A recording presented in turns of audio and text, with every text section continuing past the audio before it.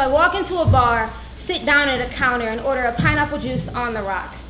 I take out my notebook, pen, and begin to write about the woman I love or the woman I want to love, the woman I thought I'd eventually become in the transition space in between.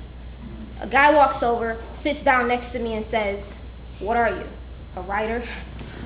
I look at my notebook, pen, reevaluate the question.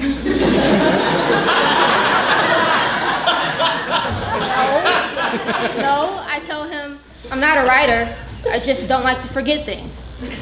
He nods his head as if he approves of my answer, then orders a beer. And that is all for him. He does not get to take up this story, this space I call my own, to create whatever I feel, not compromising myself for what others might want to hear. So this is what happens next. I leave the bar to go sit at a table alone, carrying only my thoughts to keep me company, and I watch the crowd move. So full of chaos, I find it euphonic, while a set of hips sway in the middle of the dance floor like the dial tone after the call for mating, and I feel like the first time I made someone laugh so hard they cried. I am crying so often these days. The tears don't always show up, but I am crying all of the time. But here, in this space, I do not shame myself dramatic for feeling in a way other people can see. Even when I walk into a bar, sit down at a counter and order a pineapple juice. Even when a complete stranger is laughing at my life like he thinks it's a joke.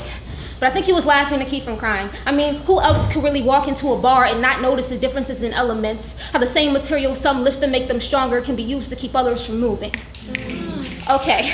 So I never really walked into the bar. The bar walked into me. And instead of asking for condolences, I decided to leave. Or grab a slice of pizza at the shop next door, so I go, telling my thoughts to hurry up, but they're still stuck on the hips in the middle of the dance floor, and I remind myself that there's the internet and cell phones, and not enough time for the mistakes that will happen here and with those hips. The pizza shop is nearly empty.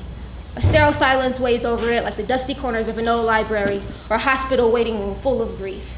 And this is what happens next. I keep everything. The dance floor, the disco ball, the DJ, the bartender, the ice cubes, I keep everything. The wind of her locks, the smell of her shea butter skin, the smile she blew to me from across the room, I keep everything. The taste of the pineapple juice, the guy's question mark eyes, my answer, the chaos that filled the room, I keep everything. Especially the transition space in between. Especially the things I come to bars to write down. I keep everything. And this is what happens next.